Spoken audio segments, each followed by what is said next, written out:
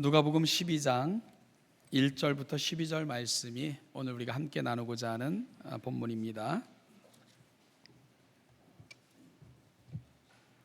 누가복음 12장 1절부터 12절까지 말씀을 교독하는 방법으로 같이 읽겠습니다. 그동안에 무리 수만 명이 모여 서로 밟힐 만큼 되었더니 예수께서 먼저 제자들에게 말씀하여 이르시되 바리새인들의 누룩 곧 외식을 주의하라.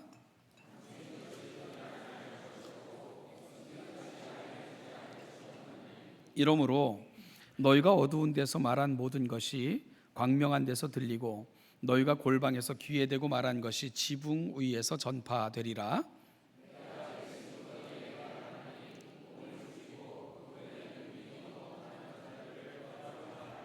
마땅히 두려워할 자를 내가 너희에게 보이리니 곧 죽인 후에 또한 지옥에 던져 넣는 권세 있는 그를 두려워하라. 내가 참으로 너희에게 이르노니 그를 두려워하라.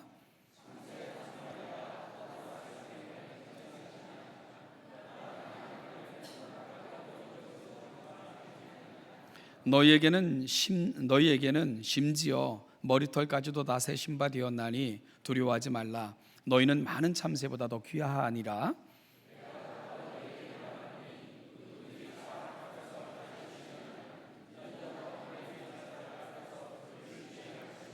사람 앞에서 나를 부인하는 자는 하나님의 사자들 앞에서 부인을 당하리라.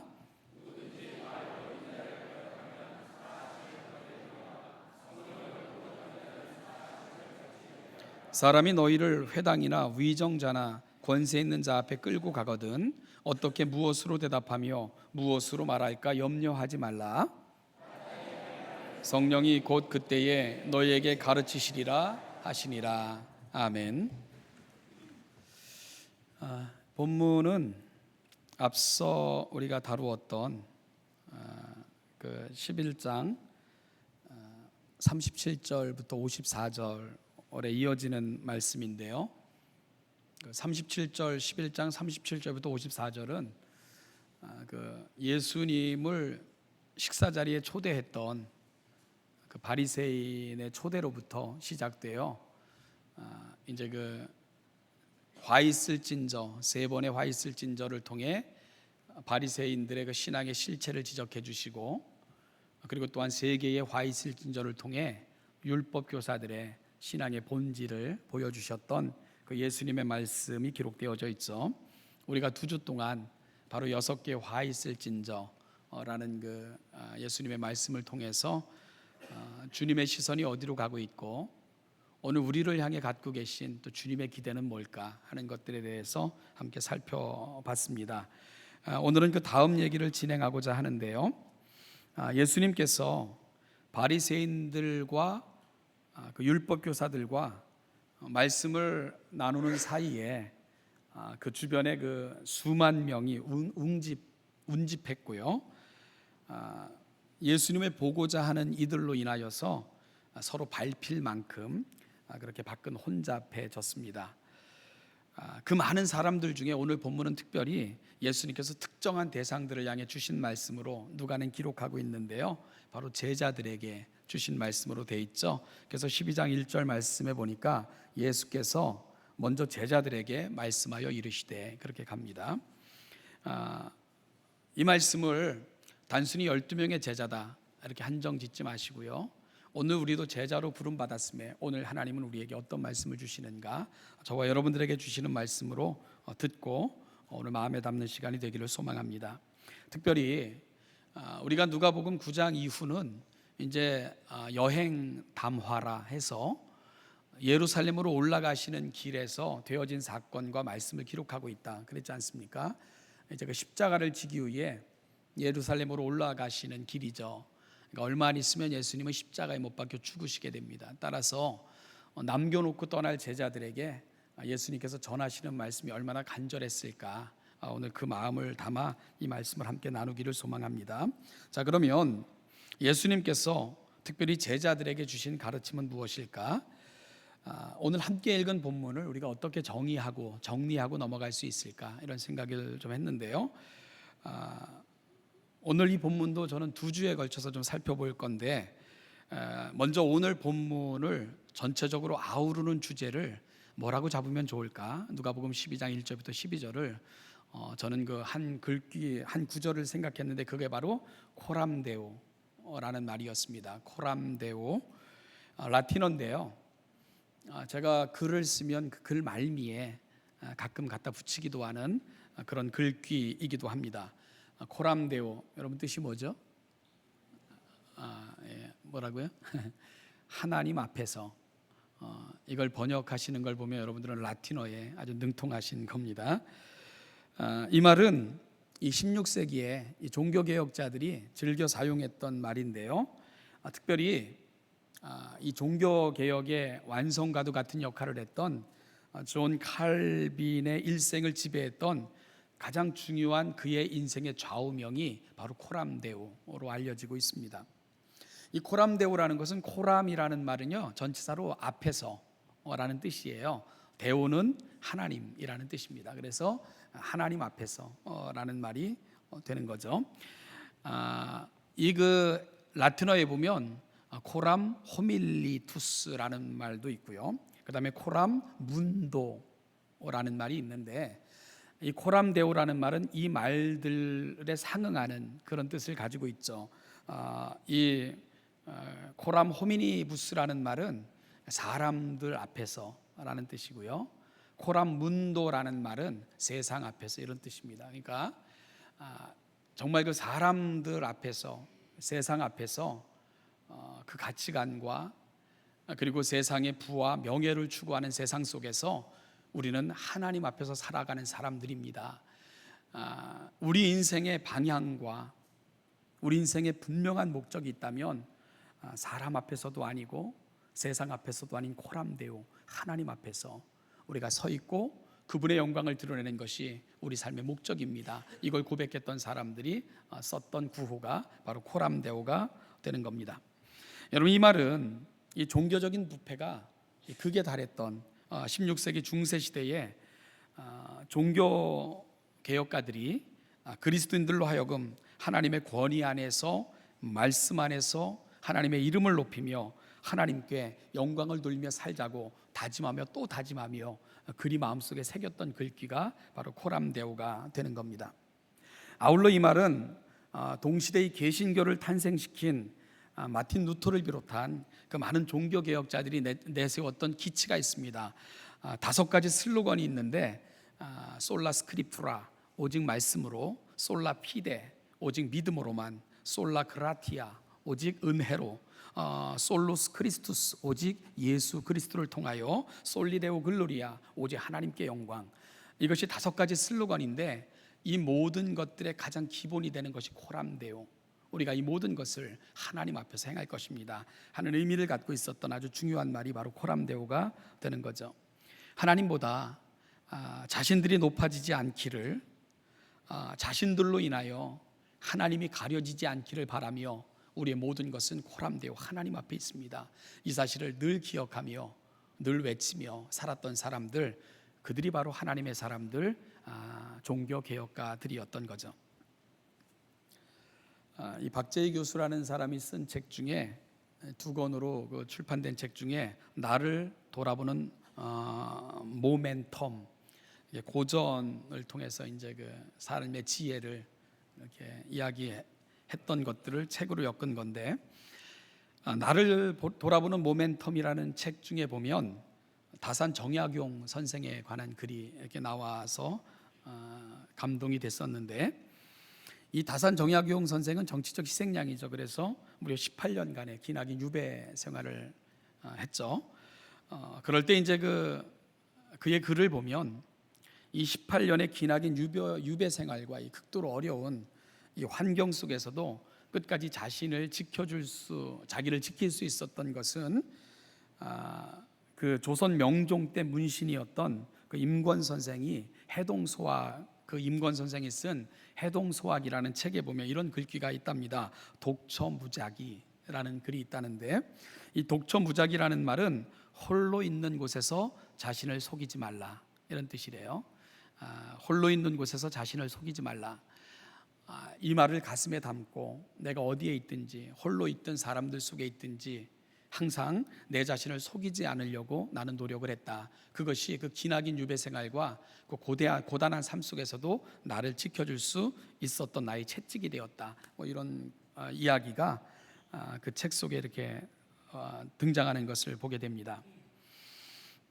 세상에서 가장 힘든 것이 아무도 보지 않는 곳에서 나를 속이지 않는 것이라고들 얘기를 하죠. 그래서 도를 행하기가 가장 좋은 곳은 군중들 속에서고, 그리고 도장이고 그 다음에 군중들 속에서고, 도를 행하기가 가장 어려운 것이 혼자 있을 때다. 그리고 다음으로 힘든 것은 둘 셋이 모인 자리에서 남을 험담하거나 남의 이야기를 하지 않는 것, 그것이 또한 가장 어려운 일 중에 하나다. 이런 이야기들을 합니다. 남들이 보는 곳에서는 남의 눈에 들기 위해 온갖 노력을 다하다가도 홀로 있을 때는, 또한 마음에 맞는 몇 명이 있을 때는 그 어떤 마음의 정결함을 잊고 무너뜨리기 쉬운 것이 우리의 본질의 모습이기 때문에 이런 얘기들이 등장하는 것 같습니다. 여러분, 그런 면에서 오늘 주님께서 제자들에게 주신 말씀은 매우 의미심장합니다. 왜냐하면 오늘 그 많은 군중들 속에 특별히 예수님께서는 제자들을 주목하시며 이 말씀을 주신 거거든요. 그들이 어떤 사람들입니까? 이제 곧 예수님은 떠나셔야 됩니다. 그러면 이 교회와 이 땅에 세워질 교회와 하나님 나라를 맡기고 떠나야 될 사람들이 바로 오늘 바라보며 말씀하시는 제자들이기 때문인 거죠. 주님이 장차 교회 지도자들로 세워질 자신의 제자들에게 주신 말씀의 요지, 그게 뭐냐? 저는 코람데오라는 말로 정의해 볼 수 있겠다, 이 말씀을 드리고 있는 겁니다. 이런 생각에 이른 근거는 다음과 같은데요, 오늘 본문에서 주님이 제자들에게 부탁하신 것을 크게 세 가지로 구분할 수가 있는데, 첫째는 바리새인들의 누룩, 곧 외식을 주의하라 하는 것이었고요, 둘째는 두려워하지 말아라, 어떠한 상황을 만나든지 간에 두려워하지 말아라 하는 것을 거듭거듭 말씀하고 계신 것을 보게 됩니다. 두고 떠날 제자들을 향한 구구절절한 주님의 마음을 느끼게 되는 거죠. 그리고 셋째는 끝까지 하나님 편에 서라. 이것이 오늘 본문을 통해 제자들을 바라보며 주셨던 주님의 세 가지 당부이고 부탁의 요지입니다.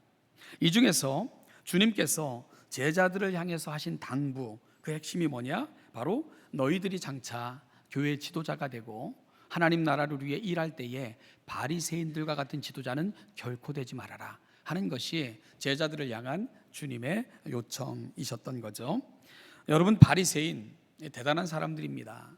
이들의 기원은요, 나라를 잃은, 그러니까 우리가 흔히 그 바벨론에 포로로 잡혀가서 이스라엘 백성들이 나라 잃은 국민의 서러움을 당하게 되고요, 그들의 전통을 잃어갈 때 온몸으로 이 전통을 유지하고자 막아섰던 그 특별한 결심을 했던 사람들을 바리새인들이라 우리가 이렇게 부르게 됩니다. 따라서 예수님이 오셨을 때에 공의회부터 시작해가지고 이스라엘의 모든 그 지배 계층에는 이 바리새인들이 주름 잡았던 그런 시대가 예수님이 오셨을 당시 이스라엘의 사회 형편이었죠. 그들은 부와 명예 그리고 부러움을 한 몸에 받았던 그런 사람들이 바로 바리새인들이었습니다.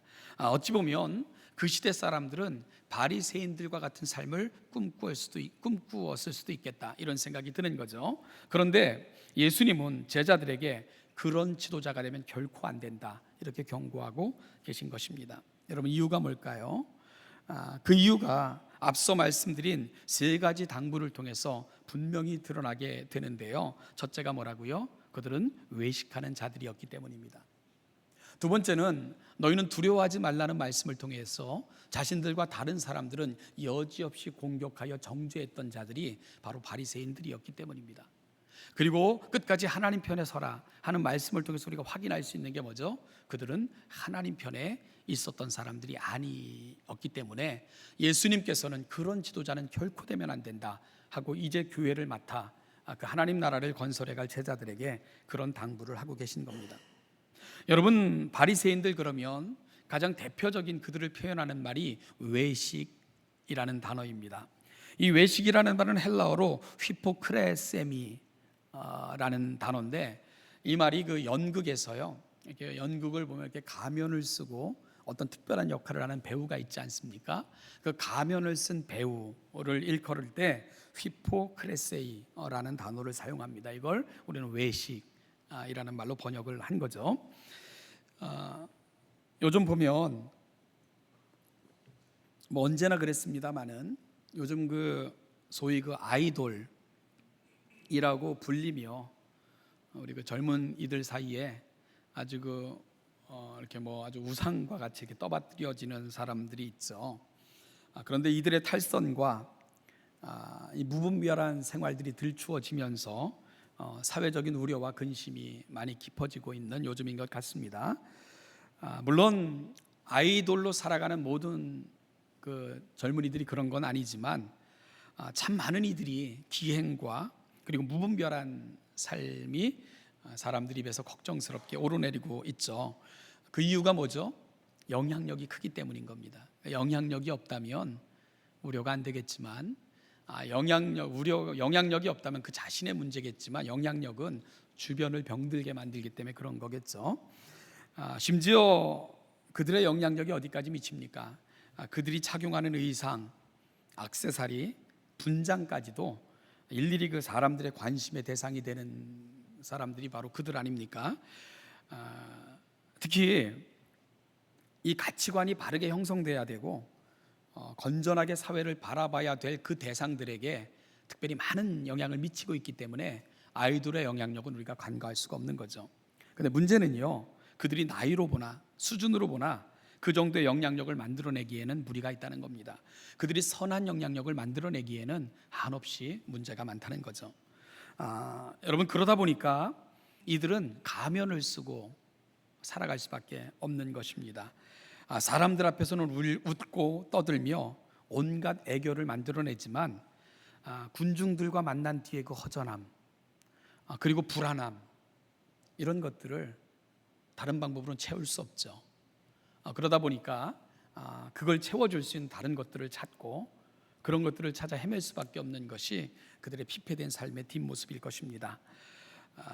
어찌 보면 그들은 가면을 쓴 배우들로 그렇게 살아가는 것입니다. 여러분, 그들의 유일한 목표가 뭡니까?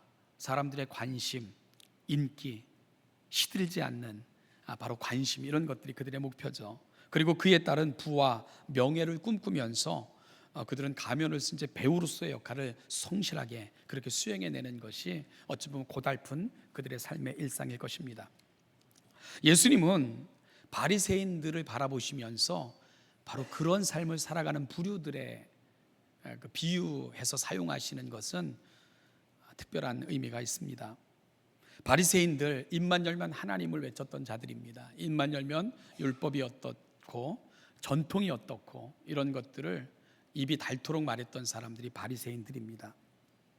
그들은 하나님을 공경하며 하나님을 경외하는 일에는 그 누구보다도 뒤지지 않는 자들이라고 스스로 자부했던 사람들이 바리새인들입니다.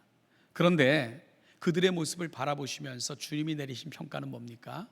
너희들은 가면을 쓴 배우 노릇을 하고 있구나. 그렇게 평가를 내리신 거예요. 주님의 아픔이고 답답함이고 우리 주님의 근심이 바로 거기에 있는 겁니다. 주님은 이들을 가리켜 바로 가면을 쓰고 연기하는 배우들이라는 말인 외식하는 자들이라고 그렇게 평가를 하셨고요. 앞서 예수님은 이들을 가리켜 잔과 대접의 겉은 깨끗하지만 속엔 탐욕과 악독이 가득하다고 지적하시기도 했고요. 심지어 평토장한 무덤과도 같다고 주님께서는 그들을 표현해 내시기도 했습니다. 사랑하는 신원예담교 성도 여러분, 우린 누구를 믿죠? 우린 누구를 믿는 사람들입니까? 지금 우리는 누구를 예배하기 위해 이 자리에 앉아 있습니까? 여러분, 우리는 누구의 이름으로 살아가는 사람들이죠? 왜 우리를 성도라고 부르고 신자라고 부릅니까? 우리는 하나님을 믿고 하나님을 섬기며 그분의 자녀들임을 고백하기에 우리가 성도라, 신자라 이름 붙여진 자들 아닙니까? 우리가 믿고 예배하고 우리가 의지하며 살아가는 그분, 바로 하나님 아니십니까? 온 우주 만물을 지으시고요, 그 광활하신 지혜로 그분이 창조하신 세계를 통치하시고 우리 인생들을 섭리 가운데 인도하시는 그 하나님, 여러분, 우리가 예배하는 분이 그 하나님 아니십니까? 오늘 우리가 그분과 관계됐기에 성도라 이름하는 그 특별한 이름을 갖게 되지 않았습니까? 오늘 이 자리에 우리가 나와 앉아 있는 것도 그 하나님의 놀라운 은혜가 귀하여 하나님의 뜻대로 살고자 하는 거룩한 다짐 속에 여기 나와 앉아 있는 것 아니겠습니까? 그러면 하나님을 사랑하되 진심으로 사랑하고, 하나님을 예배하되 영과 진리 안에서 예배하고, 하나님과 기도하며 동행하되 진실하게 그 하나님과 함께 동행하기를 소망하는 것, 그게 어찌 보면 당연한 모습 아니겠습니까? 하나님이신데요. 그런데 어찌 그 하나님 앞에서 가면을 쓴 배우처럼 살아갈 수 있을까? 그 하나님을 믿고 따른다고 하면서 어찌 가면을 쓴 배우처럼 살아갈 수 있을까? 바리새인들을 바라보시면서 느끼셨던 우리 주님의 아픔이 바로 거기에 있었던 것입니다. 그런데요, 근심이 되는 것은 예수님께서 제자들에게 뭐라고 말씀하십니까? 12장 1절을 우리 다시 한번 읽어보죠. 시작. 그동안에 무리 수만 명이 모여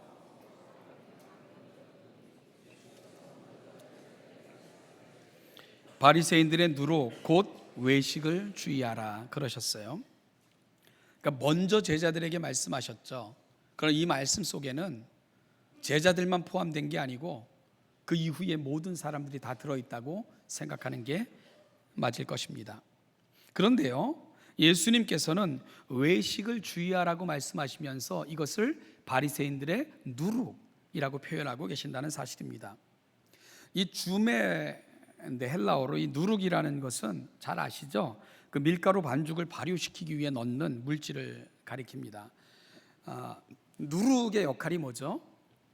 금방 온 떡덩어리를 이렇게 부풀리게 만드는, 썩게 만드는 그러한 역할을 누룩이 하죠. 특히요, 이 말씀의 배경이 되는 중동은 한낮의 기온이 40도를 웃도는 그런 지역입니다. 그러니 이런 그 시대적 특성을 반영한다면 이 누룩의 영향력이 얼마나 대단했을까 하는 걸 쉽게 이해할 수 있을 것입니다. 아마 금방 온 떡덩어리를 변질시키고 변화시키는 그 특성을 아마 누룩이 지니고 있었겠죠. 따라서 바리새인들의 외식을 누룩으로 표현하신 것은요, 그 영향력이 그토록 크기 때문에 예수님께서 그들의 외식을 누룩으로 표현하고 계신 겁니다. 그런데 왜 예수님은 이들의 외식을 주의하라고 부탁하시면서 그들의 영향력을 누룩으로 비유하고 계신 걸까? 말씀드린 것처럼 그 영향력이 그토록 크기 때문인데요. 여러분, 그들의 영향력이 그토록 클 수밖에 없는 이유가 뭐죠? 관심이 없다면, 아무도 관심이 없다면 영향력이라는 건 발생하지 않는 거잖아요. 아이돌의 영향력이 큰 이유가 뭡니까? 따라하고 싶고, 그렇게 되고 싶고, 그렇게 살고 싶은 사람들이 너무 많기 때문에 그런 거 아니겠어요? 그러면 바리새인들의 그 외식을 누룩이라고 표현한 그 주님의 그 마음은 어디로 가고 계신 거죠? 그런 삶을 동경하고 그렇게 사는 사람이 너무 많기 때문인 거예요. 그리고 우리 속에서도 역시 꿈틀거리는 욕망이 그런 삶을 앙망하며 사모하기 때문에 그런 것입니다. 예수님께서는 이러한 욕망과 욕구가 다른 사람들의 말이 아닌 우리들의 문제라는 것을 알고 계신 거죠. 제자들 속에 꿈틀대는 그 욕망, 높아지고자 하는 욕구, 세상을 탐하는 탐욕, 예수님은 그 제자들 속에 그 마음의 그 소원을 알고 계신 거예요. 그리고 실제로 후에 예수님께서 예루살렘에 입성하실 때 그들이 보여줬던 모습은 뭡니까? 이렇게 경고하셨건만, 정말 바리새인들과 율법교사들의 모습을 이토록 아프게 지적하시면서 이런 지도자 되지 말라 부탁하셨건만, 곧이어 그들이 보여줬던 모습은 뭡니까? 엄마까지 동원해서 누가 높으냐 싸우고 높은 자리에 앉기를 바랬던 것이 바로 제자들이었죠. 여러분, 바리새인들의 외식이 누룩일 수밖에 없는 것은 우리 가운데 꿈틀대는 그 욕망 때문입니다. 우리 역시 하나님의 이름을 부르고 있지만 어찌 보면 우리는 또 다른 바리새인을 사모하며 동경하며 살아가기에 그들의 외식은 누룩처럼 번져나갈 수밖에 없었던 것입니다. 오늘 이 말씀 앞에 우리가 떨며 설 수밖에 없는 이유, 여러분, 우리는 바리새인의 모습과 얼마나 다른가? 우리는 정말 바리새인의 길을 걷고 있지 않는가? 이 질문 앞에 설 때 여전히 우리도 자신이 없기 때문일 것입니다. 왜 교회 안에 이렇게 분쟁이 많을까? 왜 교회 안에 이렇게 많은 다툼들이 있을까? 왜 끊임없는 문제들이 발생할까?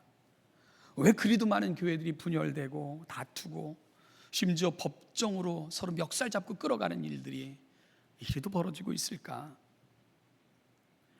여러분, 우리도 배우로 살기 때문은 아닐까요? 하나님 앞에서 산다고 하지만 하나님보다는 사람을, 그분의 영광보다는 나의 영예를, 그분의 이름이 존귀히 여기심을 받는 것보다는 나의 자존심이 존귀해지기를 바라는 또 다른 바리새인들이 우리 속에 꿈틀대기 때문에 여전히 주님 보시기에 아픈 모습이 오늘 저희를 바라보시는 주님의 모습이 아닐까. 그래서 바리새인들의 외식, 누룩을 주의하라는 그 주님의 말씀 앞에 오늘 우리는 두렵고 떨림으로 설 수밖에 없는 이유가, 그리고 또한 이것이 우리에게 이토록 큰 울림으로 다가올 수밖에 없는 것은 바로 그 이유일 것입니다. 사랑하는 신원예담교 성도 여러분, 가면을 벗고요, 진심으로 전심으로 그리고 코람데오의 정신으로 마음으로 다시금 하나님 앞에 서기를 간절히 구하고 갈망하고 사모하며 열망하는 오늘 이 아침 저와 여러분들이 될 수 있기를 간절히 주님의 이름으로 간절히 소망합니다. 여러분, 그러기 위해서 오늘 이 아침 우리는 어떻게 말씀 앞에 서고 있는가를 좀 점검하셔야 됩니다. 저는 아주 자주 이런 말씀을 드립니다. 하나님의 말씀을 들으실 때 필요한 태도가 있다고 말씀을 드립니다. 하나는 나에게 주시는 말씀으로 듣는 것입니다. 내게 주시는 말씀으로 듣는 거예요. 두 번째는 그 말씀 앞에 나를 철저하게 공개하고 그 말씀이 들려주시는 음성을 듣기를 사모하시는 것입니다. 즉, 그 말씀을 나의 본질과 삶에 적용해 보면서 그 말씀을 듣는 것입니다.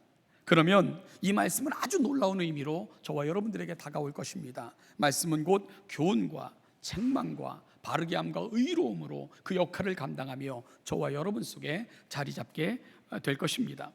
오늘 우리에게 찾아오시는 유일한 하나님의 방문의 방식이 있다면 그건 말씀을 통해서 찾아오시는 것입니다. 성령은 기록된 말씀을 통해서 일하시지 말씀을 벗어나서 일하시지는 결코 아니하십니다. 성령 하나님이 우리 속에 역사하시려면 사랑하는 여러분, 말씀 앞에 서세요. 그 말씀을 붙드십시오. 그 말씀을 전심으로 들으십시오. 그 말씀을 내 마음속에 담기를 갈망하며 나아가십시오. 그럼 성령의 임재가, 성령의 역사가, 성령의 은혜가 저와 여러분 속에 임하는 것입니다. 성령은 말씀을 생각나게 하는 방식으로 말씀을 통해서 일하시는 하나님의 거룩한 영이시기 때문입니다.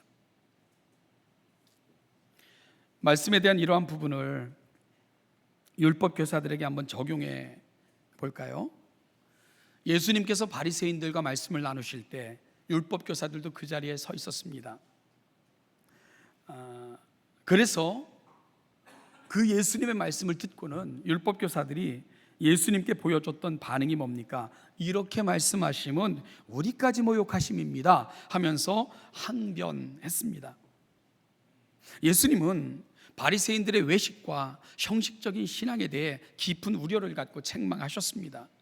만유의 주이시며 지혜로 온 세상을 통치하시는 하나님을 섬긴다고 하면서 가면 쓴 배우처럼 살아가는 그들의 모습이 주님 보시기에 너무나도 안타까웠기 때문입니다. 여러분, 그 말씀을 듣고 율법 교사들이 찔린 거예요. 그렇죠? 마음에, 그들의 마음속에 영향이 미친 거예요. 그 말씀이. 그러면 이 말씀을 듣고 율법 교사들은 어떻게 하면 된다고요? 예수님의 책망을 받아들이고 회개하면 되는 것입니다. 그런데요, 이 율법 교사들은 그 엄중하신 주님의 말씀 앞에 회개는 하지 않고 예수님께 따지듯이 불평하며 외쳤습니다. 이렇게 말씀하시면 우리까지 모독하심입니다. 주님, 그러면 안 되지요 라고 말씀하고 있는 거예요. 오늘 우리가 읽은 본문 앞에 나오는 누가복음 11장 53절 54절 말씀을 보면 거기서 나오실 때에 서기관과 바리새인들이 거세게 달려들어 여러 가지 일을 따져 묻고 그 입에서 나오는 말을 책잡고자 하여 노리고 있더라. 어떤 모습입니까? 하나님의 말씀 앞에 그들의 본질이 공개된 거죠. 그들의 마음속에 깊은 것까지 공개됐을 때 여러분 그럼 어떻게 하면 된다고요? 회개하면 되는데 서기관과 바리새인들이 예수에게 달려서 손가락질하면서 거세게 따진 겁니다. 어떻게 그렇게 말씀하실 수 있냐고. 그리고 그 입에서 나오는 말을 책잡고자 하여 노리고 있었던 것이 예수님의 말씀을 들었던 바리새인들과 율법 교사들의 모습이고 말았습니다. 참 안타까운 모습이 아닐 수 없죠. 요한은 예수님을 가리켜 태초부터 계신 말씀이라고 소개했습니다. 바로 그 말씀 자체이신 예수님께서 그들 곁에 찾아오셨는데 말씀을 연구하여 가르친다고 하는 그들은 이 말씀을 배척하고 외면하고 멀리 떠나가고 만 것입니다. 이 모습을 보시면서 우리 주님이 얼마나 아프셨을까? 이 땅에 말씀으로 오셔서 그들 가운데 거하셨던 주님이 얼마나 아프셨을까 생각이 드는 이유가 바로 거기에 있습니다. 역사는 되풀이되어 사도행전 7장을 보면 스데반의 설교가 나옵니다. 그의 설교를 듣고 있던 유대인들은 마음의 찔림으로 견딜 수가 없었습니다. 여러분, 말씀을 들을 때, 성경을 읽을 때 마음이 찔리면 어떻게 하면 된다고요? 회개하면 되는 겁니다. 하나님이 그걸 원하시며 우리 가운데 찾아오시는 그분의 특별한 초청으로 받아들이면 되는 겁니다. 그 말씀 앞에 자신을 내려놓고 잘못 생각하고 잘못 살아왔음을 지적하시고 바로 잡아주시는 그 말씀을 붙들고 다시는 그렇게 살지 않겠다고 결심하면 되는 겁니다. 하나님이 말씀으로 저와 여러분들의 마음의 문을 두드리시는 것은 바로 그런 이유이기 때문인 거죠. 그런데 스데반의 말을 듣고 마음에 찔림을 받은 유대인들, 그들이 보여줬던 모습은 뭡니까? 귀를 막고요, 소리 지르기 시작을 했어요. 귀를 막고 소리 질렀다는 게 뭡니까? 더 이상 말하지 못하게끔 방해하는 것이고 우리는 너의 말이 필요 없고 듣지 않겠다는 강력한 항의를 스데반에게 보여주고 있었던 거죠. 그리고 결국은 그 스데반을 돌로 쳐서 죽이고 말았습니다. 그 놀라운 기회, 은혜로 초청하시는 그 놀라운 섭리를 그들은 외면하고 은혜로부터 먼 길을 마치 닻이 끊겨 점점 항구로부터 멀어져서 난파되는 길로 가는 배처럼 그들은 그리스도라는 그 놀라운 항구로부터 벗어난 그런 인생들이 되고 만 것입니다. 그래서 다시 한번 우리가 점검하고 넘어갔으면 합니다. 사랑하는 여러분, 오늘 우리는 예배의 자리에서 어떻게 말씀 앞에 서야 될 것인가? 오늘 우리는 어떤 모습으로 나와 앉아 있으며 이 말씀 앞에 서 있는 우리의 모습은 어떤가? 우리가 돌아볼 수 있기를 간절히 소망합니다. 오늘 12장 3절 4절 말씀을 같이 읽고요, 말씀을 정리하겠습니다. 3절 4절을 같이 읽죠. 시작. 이러므로 너희가 어두운 데서 말한 모든 것이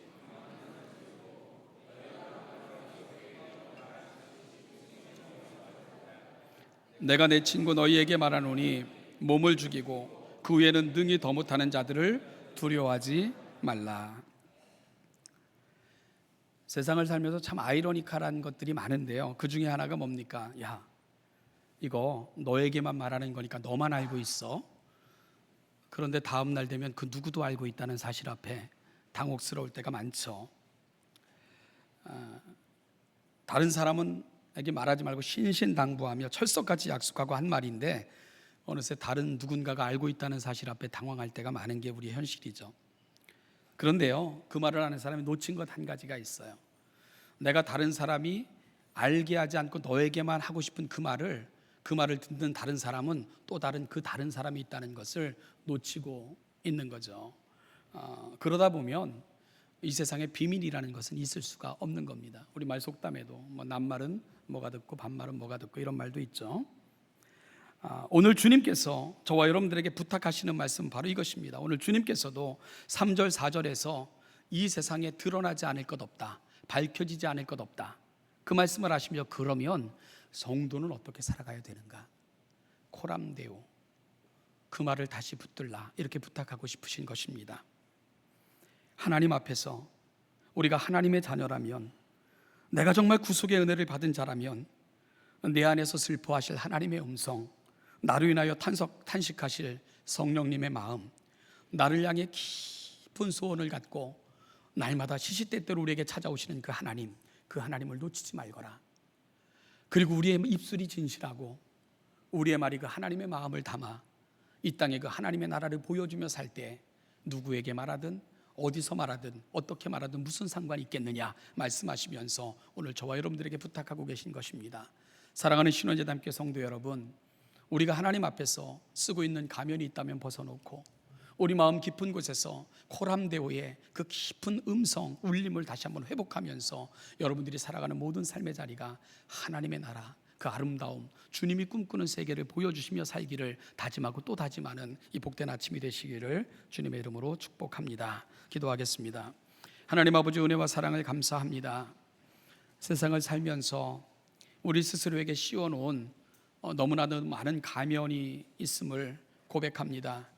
하나님의 이름을 부르지만 내 안에서 얼마나 하나님이 영향력이 있는가를 돌아볼 때마다 신앙의 가면이 있고요, 사람들을 대할 때에도 그 낯과 그 생각을 붙들기에 익숙함으로 진실을 외면했던 적도 많았던 것이 우리의 모습이고, 우리가 살아가는 삶의 자리에서 여전히 정직하지 못한 우리의 많은 모습 속에서 우리는 내 속에 있는 또 다른 가면들을 보게 됩니다. 하나님 아버지, 하나님의 나라는 의와 진실과 거룩함에 있다고 말씀하셨는데, 오늘 우리가 하나님 앞에 살아가는 자들인 것을, 그렇게 부름받은 자들인 것을 다시 한번 확인하는 가운데 하나님의 나라, 그 영광을 꿈꾸며 그 영광을 보여주며 살아가는 아름다운 주의 백성들로 다시금 결단되어 돌아가는 이 복된 아침이 되게 하여 주시옵소서. 감사드리며 예수님의 이름으로 기도하옵나이다. 아멘.